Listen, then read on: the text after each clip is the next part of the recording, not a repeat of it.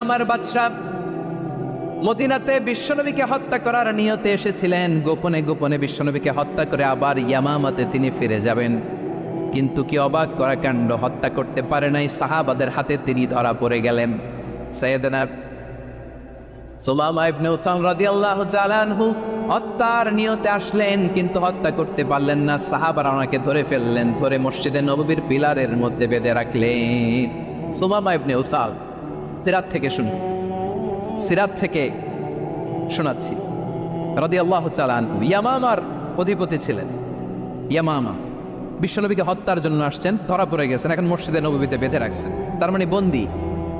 তো এখন স্ট্যাটাস কি? বন্দী, ক্যাপ্টিভ। তো বিশ্বনবী সাল্লাল্লাহু আলাইহি ওয়াসাল্লাম সাহাবাদেরকে বললেন তার খোঁজ খবর নিও, সুমামা ইবনে উসালের খোঁজ খবর নিও। সাহাবারা বলেন ইয়া রাসূলুল্লাহ, আপনাকে হত্যা করতে এসেছে, তার তো কঠিন ক্যাপিটাল পানিশমেন্ট হওয়া দরকার, কঠিন শাস্তি হওয়া দরকার। বিশ্বনবী বললেন না, আমি যেটা জানি তোমরা সেটা জানো না, তোমরা সুমামার সাথে ভালো আচরণ করো। বিশ্বনবী সুমামা